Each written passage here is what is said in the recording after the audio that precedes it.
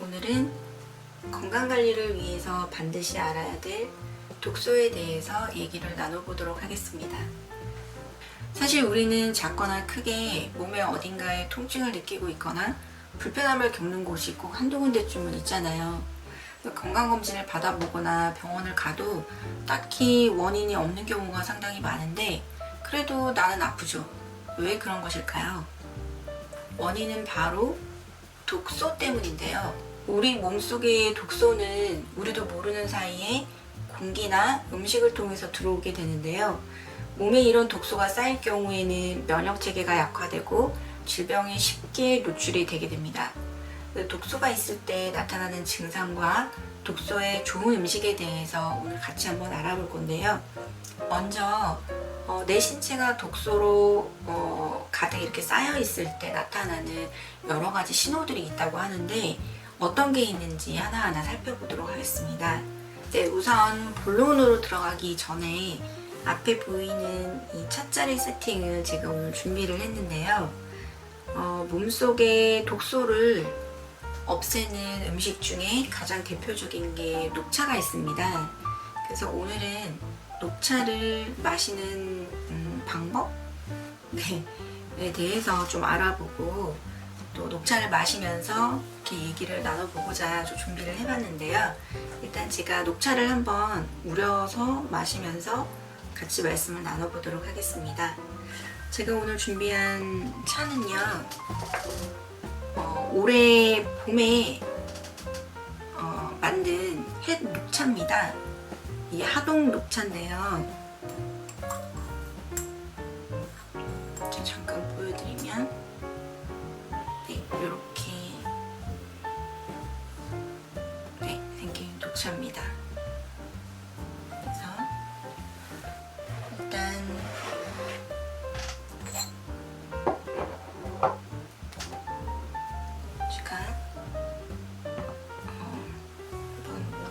우려서 마시면서 말씀을 나눠보도록 할게요. 처음에 이제 녹차를 우릴 때는 다관이라고 하잖아요. 다관, 차 우리는 이렇게 주전자처럼 생긴 걸 다관이라고 하는데 이 다관이랑 찻잔을 예열을 합니다. 근데 제가 먼저 예열을 지금 해놨기 때문에 예열하는 과정을 생략을 할게요.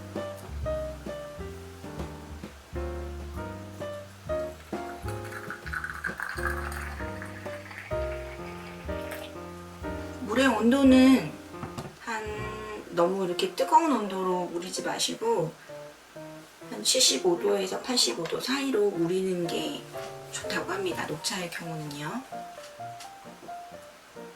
이 하동 햇 녹차, 우리나라는 주로 녹차가 많이 생산이 되는데 영양학적으로 보면 이 녹차에 카테킨 성분이 상당히 많이 함유가 되어 있어서 이 카테킨이 노화 방지를 해주고 또 몸속에 있는 그 독소를 제거하는 데 탁월한 효능이 있다고 해서 요즘 그 과학적으로도 증명이 된 사실이기 때문에 차를 즐겨 마시는 분들이 계속 늘어나는 걸로 알고 있어요.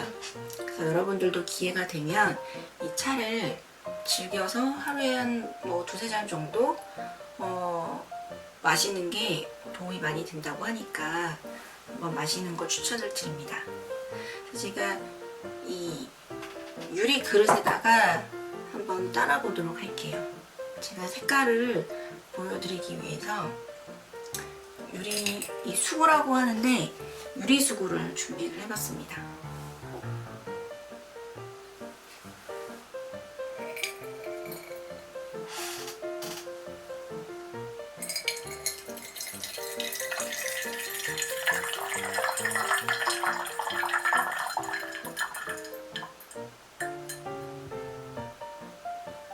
그래서 녹차는 한 번만 우리는 건 아니고 두 번, 세 번 맛이 연해질 때까지 계속 우려서 드셔도 괜찮거든요.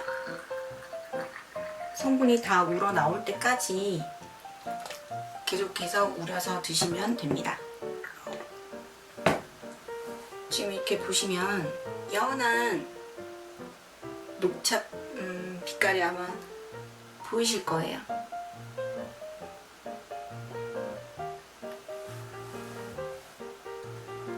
한 번 더 해서 이렇게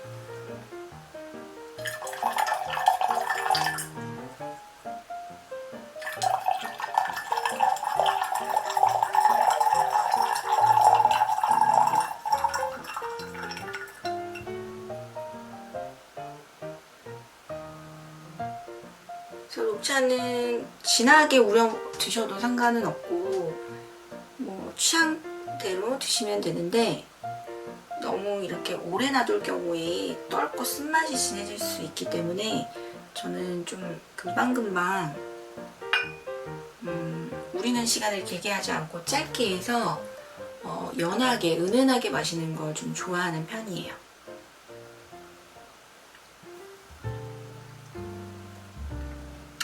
햇 녹차라서 구수하면서 향이 아주 좋습니다. 자, 이제 녹차 한 잔을 마셨으니까 계속해서 독소에 대해서 얘기를 이어가도록 하겠습니다. 그래서 내 몸에 독소가 많이 쌓였다는 그 신호는 어떤 걸 통해서 알 수가 있을까요? 여러 가지가 있겠지만 대표적인 걸로는 피로가 있습니다.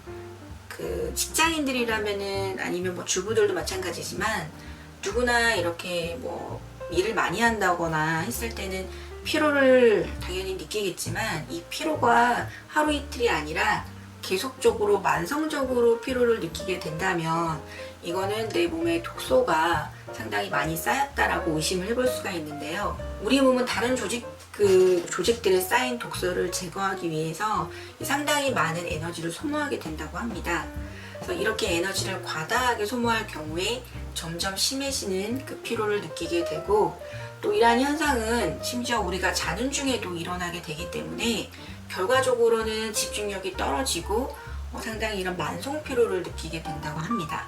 그래서 만약 계속해서 이제 잠만 자고 싶고 몸이 천근만근 너무 늘어지고 이런 경우가 좀 하루 이틀이 아니라 오래 지속적으로 이런 피로도를 느낀다고 한다면 이는 상당히 위험한 신호라고 볼 수가 있겠습니다.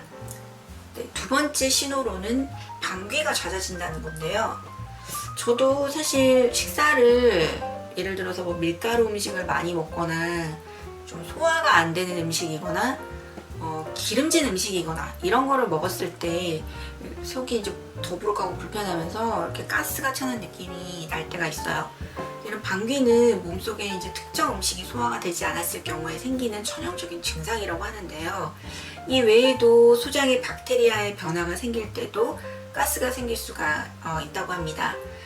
일반적으로 나오는 방귀는 특별히 신경 쓸 필요가 없지만 가스가 많이 차고 냄새가 심하게 나는 경우라면은 이런 독소 때문에 생기는 방귀일 경우가 많기 때문에 독소에 대해서 의심을 해볼 수가 있겠습니다.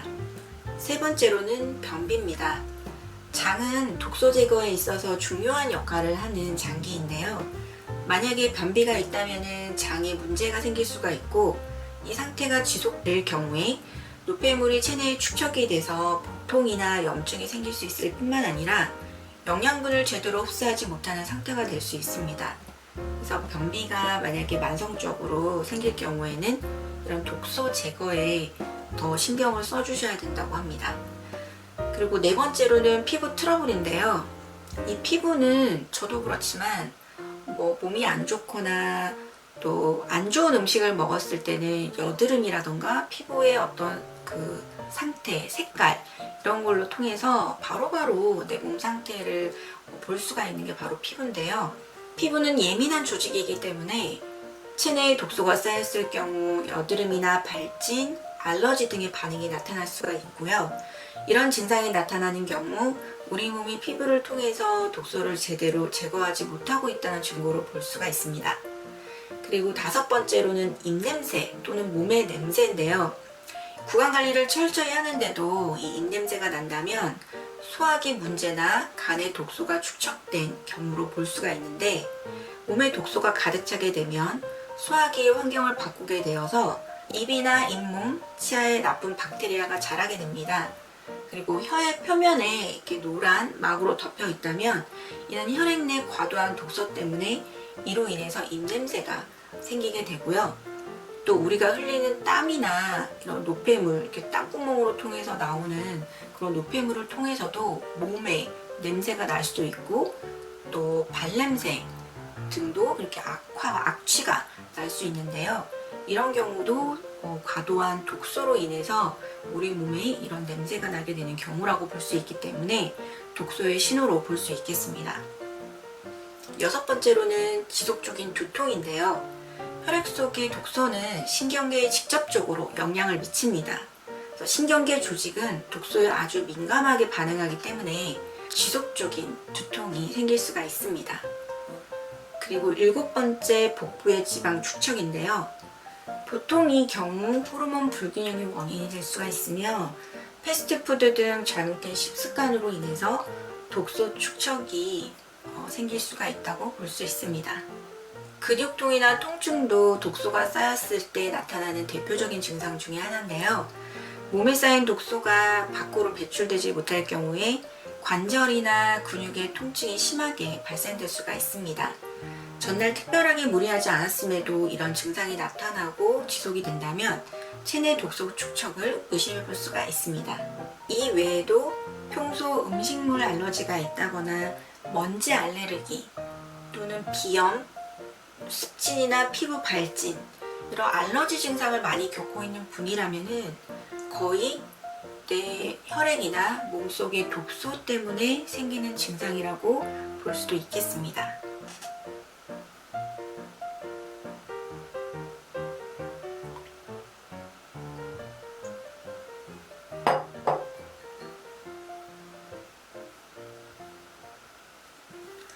독소가 많이 쌓였을 경우에 나타나는 증상에 대해서 알아보았는데요.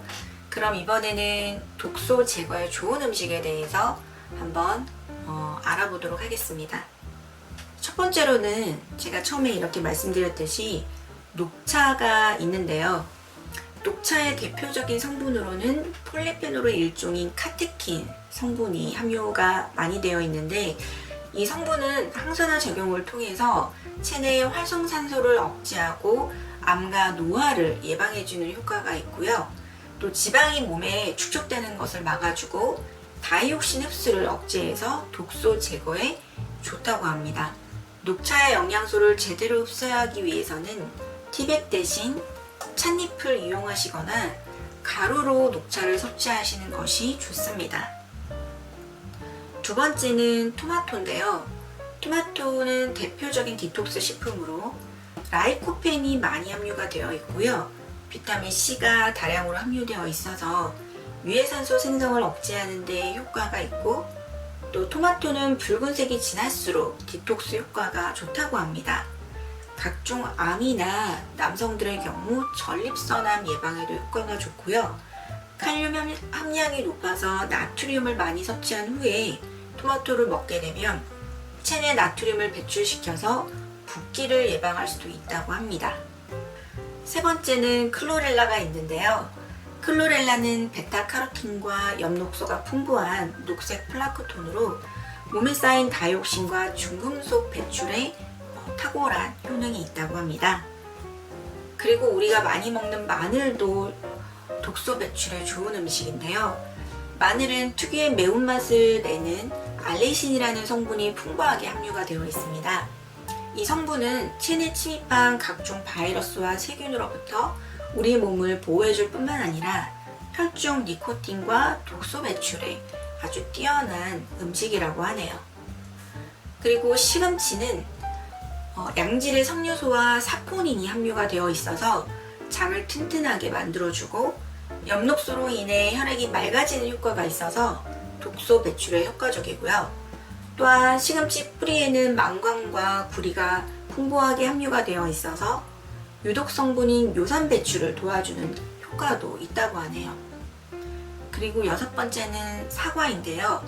사과에는 섬유질과 비타민이 풍부하게 함유가 되어 있어서 체내 축적된 안 좋은 독소들을 배출하는 데 뛰어난 효과가 있다고 합니다.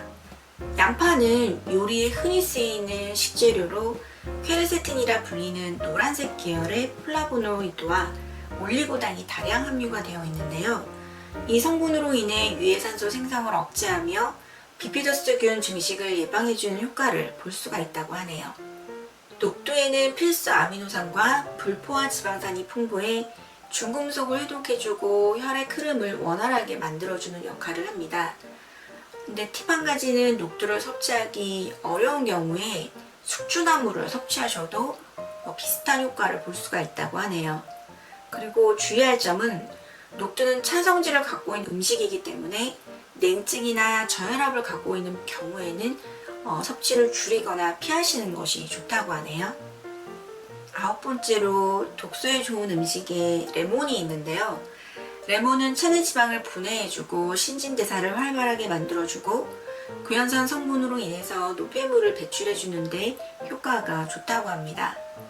단 주의사항은 레몬은 산이 강한 음식이기 때문에 위장이 약한 경우에 구연산 성분이 위장을 자극할 수 있기 때문에 진하게 드시는 것보다 물에 희석하거나 요리에 활용해서 드시는 것이 좋다고 하네요. 이 외에도 독소를 줄이는 생활습관 몇 가지를 알려드리겠습니다. 조금만 아파도 약을 드시는 분이 있으시잖아요.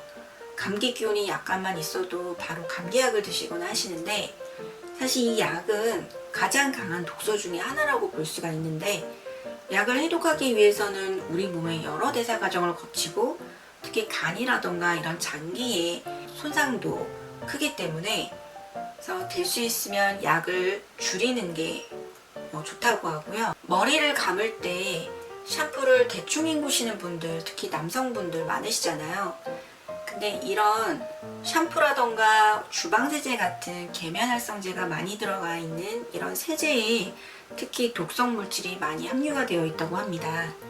그래서 바디 샤워, 바디 젤이라던가 샴푸 이런 걸 사용하실 때는 반드시 흐르는 물에 오랫동안 깨끗하게 헹궈주시고 설거지를 할 때도 흐르는 물에 세제가 남아있지 않도록 잘 여러 번 씻어주는 것이 좋다고 합니다. 그리고 옷을 드라이 클리닝해서 보관을 하실 때는 반드시 비닐을 벗겨서 하루 정도는 베란다 등에 걸어서 냄새가 빠지게끔 해서 옷장에다 보관을 하셔야 되는데요. 드라이 클리닝한 옷에서 나는 이 특유의 냄새는 바로 벤젠이라는 성분에 의해서 이 냄새가 나게 되는데 벤젠은 암을 유발하는 그 대표적인 성분 중에 하나라고 합니다. 그래서 드라이 클리닝한 옷은 외부에다가 널어서 이 벤젠 휘발성 성분이 날아간 뒤에 다시 옷장에다가 보관을 하셔야만 옷을 입었을 때 내 피부에 손상을 주지 않기 때문에 반드시 기억을 하고 계시는 것이 좋겠습니다. 오늘은 이렇게 우리 몸에 독소가 쌓였을 경우에 나타날 수 있는 여러 가지 증상과 독소를 없애는 데 좋은 음식과 생활 습관에 대해서 알아보았는데요. 한꺼번에 여러 가지 습관을 바꾸려고 하면 사실 좀 힘들잖아요. 그래서 이렇게 녹차를 마신다거나 밀가루 음식을 약간 줄인다거나 이런 식으로 약간씩의 변화를 매일매일 꾸준히 하다 보면 또 몸속에 있는 독소가 어느 순간 많이 제거되는 그런 날이 올 거라고 생각을 합니다. 앞으로도 건강에 관한 다양한 정보 많이 올려드릴 테니까요. 구독과 좋아요 잊지 마시고 알림 설정 해두시면 가장 빠르게 새로운 정보를 받아보실 수가 있습니다. 잊지 마세요.